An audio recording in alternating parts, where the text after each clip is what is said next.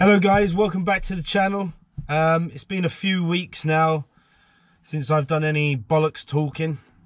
I hope that's a good thing, not a bad thing, that I'm back doing it. I just want to try and help people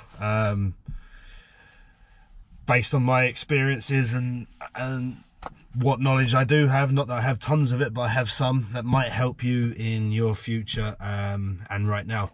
So basically what I want to talk about today, which is a big decision sometimes in life in this industry, is am I going to be employed or am I going to be a contract climber? So I'm going to go over the negatives and positives of both, and there is a few, and I hope this video maybe will help someone out there that's watching, or in the future, even if the video's up on YouTube, you can always come back to it another time. Hopefully it can help someone, because it can be very difficult to decide what you're going to do.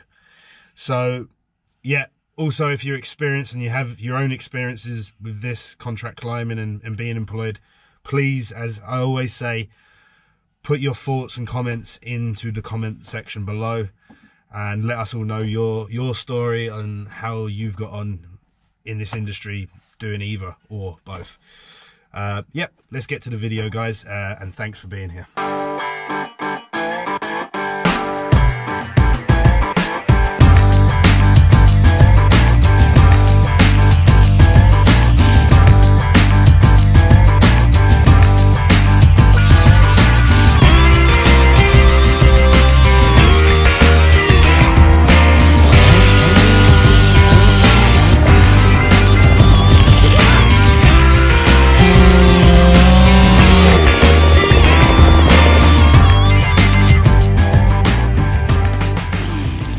So what's the difference between being employed and a contract climber? The main difference is when you're employed, you work for one company, you're in Monday to Friday, you're on a set wage, and you do as you're told, basically. Being a contract climber, you could be working for multiple companies, you're on a different job every day of the week. A lot of the times you're not sure what you're going into, but you are going to be doing more than likely sexier work. When I say that, I mean probably a lot more rigging jobs, bigger jobs, exciting jobs, things that are going to challenge you, which sometimes, depending on the company when you're employed, it's going to get quite mundane and boring a lot of the time, depending what that company does based on its main work. So yeah, contract climbing can be exciting, but it can also be hard because you're not sure what you're doing. You can't psych yourself up. So that's something to be aware of. In this game, as a climber, especially as equipment, we all know if you go online, it's rocket price, it's mad money. But it just is what it is. So if you're employed, you don't have to pay for a cent. But when you do want to go out for a self-employed climber and work for 2 or 3 companies a week, you can do that. And that speed will just come naturally, and most importantly, you're quick but you're safe. But look, we're all different in a way. But me personally, I think if I got my climbing ticket and all that from the first day and got all the tickets right, I'm ready to rock self-employed, I'd be nervous. I'd be beyond nervous. Yeah. You know. And employee, when I got all my stuff and I was ready to rock, I had time. I had time to get good. You know. And obviously working around decent lads is a massive benefit, and they have time to teach you. In contract climbing, from what you see, it's all go. It's crane jobs, it's rigging. You have to prune. You're pruning massive trees that could take a full day, but you need to be quick. I like, as soon as I was a climber, I was thinking, geez, all I need is a chipper now and I have a company. Yeah. But you know, you have to just take a step back and keep learning and learning. And the speed, as I was told from a lot of experienced climbers, the speed comes. It's just the patience you need. Yeah. You know, and that's all that takes. And then after 2 or 3 years, maybe when you feel like you know, I could actually run a job here. Another thing, guys, you're gonna need to know if you're thinking about moving away from employment to a contract climber is that you're gonna have to pay out for your own gear, pretty much everything, from a chainsaw to a harness to rope, helmet, clothing, protective clothing. You're going to have all of that. You're going to have to go out and buy all that yourself, which is not cheap, as most people watching this will know. Compared to employment, where everything is pretty much bought for you. You're going to have a form of transport, because you're going to be going probably all over the country. You're not just going to be going to a yard or getting picked up. You're going to have to think about these costs that will come to you from going to be a contract climber. So just bear that in mind. There are costs, and also insurance. Possibly you might have to have your own insurance as a contract climber. So think about these costs, break them down before you go jumping into a contract climber position. Benefits of being an employee is you don't have to go off and buy your own kit. You can come into a company and you can go home in the evenings, and that's the bottom line.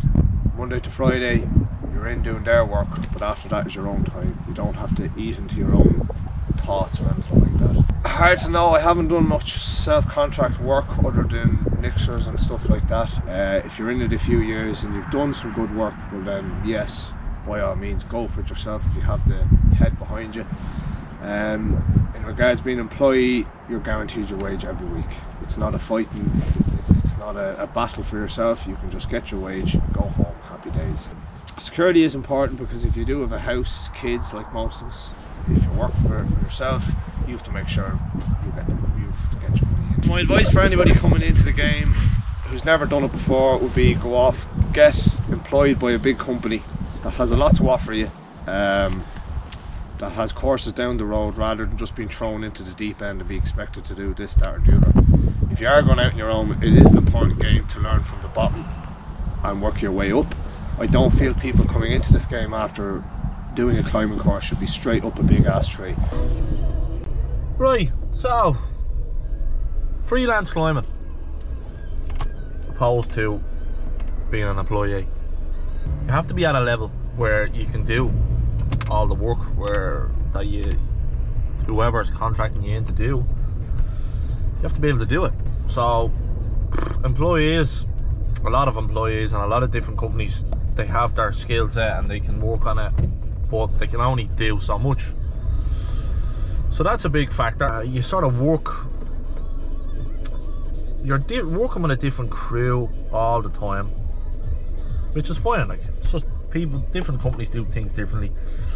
You can get used to one company, and you know, they'll have their routine, their schedule, their day sort of mapped out from the start. But you could go into another place and you could get 10 o'clock tea, say, and then you could go in out to work for someone else and you won't get lunch till 1 o'clock. The work is always sort of more technical, I'm sure, because whoever's going to get you in is going to have you do something sort of, you know, that they want done. Another thing is you need your own gear. You need all your own gear. You need your saws, big, small saws. You need full climbing kit, and you need rigging gear. You need everything, like, you know. So, and you need to be able to use it. So that's another thing, big thing you need. You know, obviously, when you're with a company, you might get a top handle climbing saw and a rope and a harness, which is great, you know, but you can only do so much with it. So yeah, that's another factor. Travel, you might have to travel far. You might have to travel, you don't know where you're gonna, you sort of don't see the trees before you do them as well. You know, there's no chance to sort of go and have a look at the tree and map out how you're going to do it in your head. It's just, you know, you're just there, you get told that's what we need to do, and you do it, you know. So obviously you carry out your work checks or whatever on the tree and make sure that it's safe to do that. But yeah, other than that, like, I wouldn't really know much else. As I said, I'm new to it. 30 now. Been climbing since I'm 17, 18, something like that. So I've a few years experience underneath your belt, and I suppose that makes it easier as well. You probably need experience. You do need experience, you know. And yeah, so look, if that answers your question, happy days. See you now.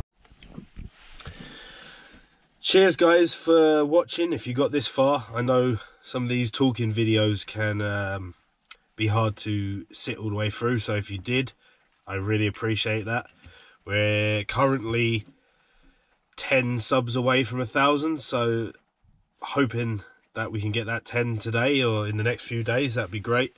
So I just want to take this opportunity to thank everyone that has been watching and supporting the channel.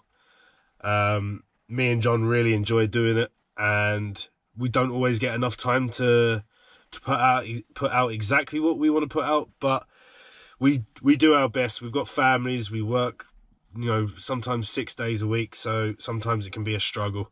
But I just want to say the last year has been absolutely fantastic when it comes to the amount of people that have interacted with us on the channel, and the amount of people that have come and said that it's been help, and it's been amazing. So thank you guys for sticking with us for the last year or two, however long you've been watching. And I hope we can keep going for another year or two, or maybe even more. So look, I hope that video helped you guys. And look, share the video if you think it'll help someone. And look, stay safe. Have a good weekend. It's Paddy's Day today, St. Patrick's Day. So happy St. Patrick's Day to all you Irish, wherever you are in the world. I'm here myself. I'm living here. So yeah, have a good day, a good weekend. See you later, guys.